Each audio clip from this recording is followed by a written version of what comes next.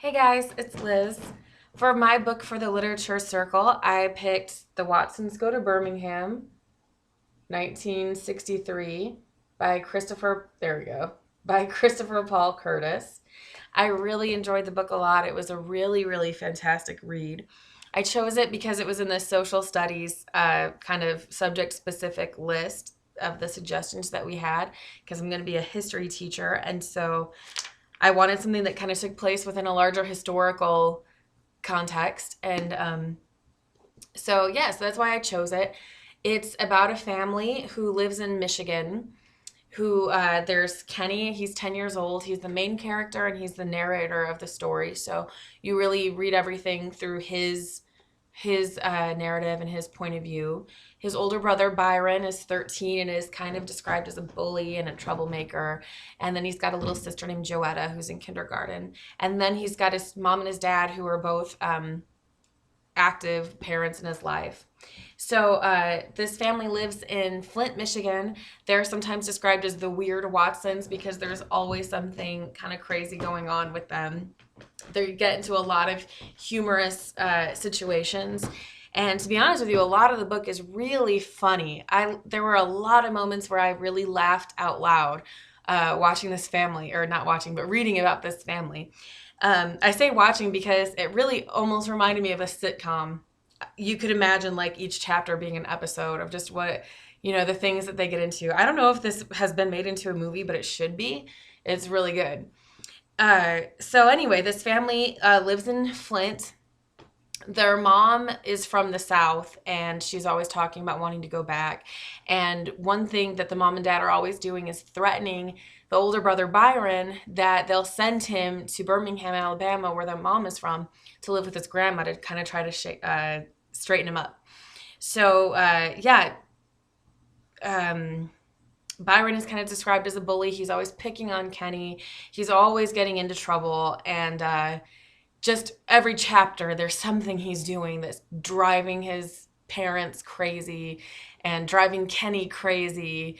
And so they decide they've had enough. They're sending him down to his grandmother's to live for the summer. But they decide to kind of make a family vacation of it. The whole family's going to go down there.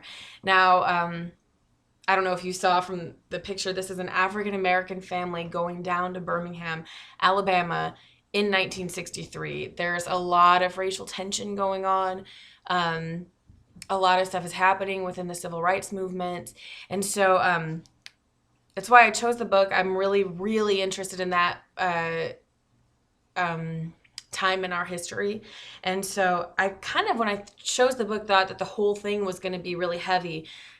From start to finish, I thought the author would kind of introduce you to the family a little bit and get right into their trip to Birmingham and the racial tension and all sorts of craziness. And really, that's not what the author does at all. The majority of this book is very lighthearted and very fun. A lot of just laugh out loud moments that like kids would love. Even I'm 26 and I loved it. I was cracking up at a lot of parts. But there's a lot of really funny moments. It gets serious towards the end of the book, probably within probably around the last 40 pages, maybe the last 30 pages. That's when the main character, Kenny, has his first brush with death. They all go swimming and everyone warns him multiple times not to go to this certain area because it's really dangerous. There's whirlpools. A lot of kids have lost their lives trying to swim there. And Kenny, who throughout the book is like pretty responsible, it's usually Byron that's the one that would do something crazy. But Kenny decides to be the one to go off and have an adventure. And that's one thing that we've kind of learned about, that we've kind of talked about in the adolescent mind. They don't always make the best choices because they're just not thinking that far ahead. They're not thinking, in the safest of terms, I guess. And so despite all the warnings that he got from everybody, he decides to go swim in this really dangerous area and he almost drowns. And he's so close. I was really almost worried. He was the main character. I knew he couldn't die, but I'm thinking, how is he going to get out of this? And in the end, it was his brother Byron that came and saved him. And that's Byron's, a really huge redeeming moment for Byron, because you see that despite being this kind of bully and this troublemaker, you see how much he really does love his family and really does care about them. And he really saves Kenny's life. So after that happened, it's just a few days after that. That was the first moment that things really turned serious in the book. Just a few days after that, um, their little sister Joetta goes to Sunday school, and it turns out to be, I think it's 16th Baptist Church. It's a real church in Birmingham where in September of 1963 there was a bomb that went off that killed 4 young teenage girls. And so that's kind of the historical event that this author placed the whole context of the story around. So the bomb goes off and everyone's really nervous, and because Joetta was there. And at this point, you're so invested in this family. You've been reading about them. Um, you really care about them. You've laughed with them, and you really are nervous. Is Joetta okay? And so the author does a really good job of just making you really invested, and that's really good for kids who might not really be into history and might not really care about the civil rights movement. The fact that they've spent the majority of this book getting to know this family and care about them, then when the author really brings the history into it, it makes it seem a little more real, I think, to the kids, because here's a person that they really, a fictitious person, but a person that they really cared about. And I think it kind of makes it all seem a little bit more real, or a little bit closer to them somehow.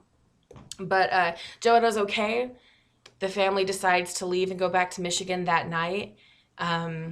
They decide to bring Byron with them. They just want to get out of the South and get home. And the story picks up about a couple weeks after they got home, and everyone's still kind of adjusting. And Kenny is having a really, really hard time. And the last few pages of the book are so, so well written and just so poignant.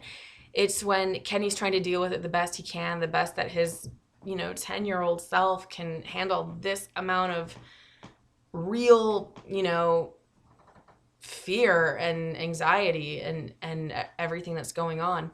And his brother Byron is really great. He's really there for him, and he lets Kenny just cry on him, and Kenny finally voices his what's been bothering him, and he can't understand, like, why would somebody hurt these kids.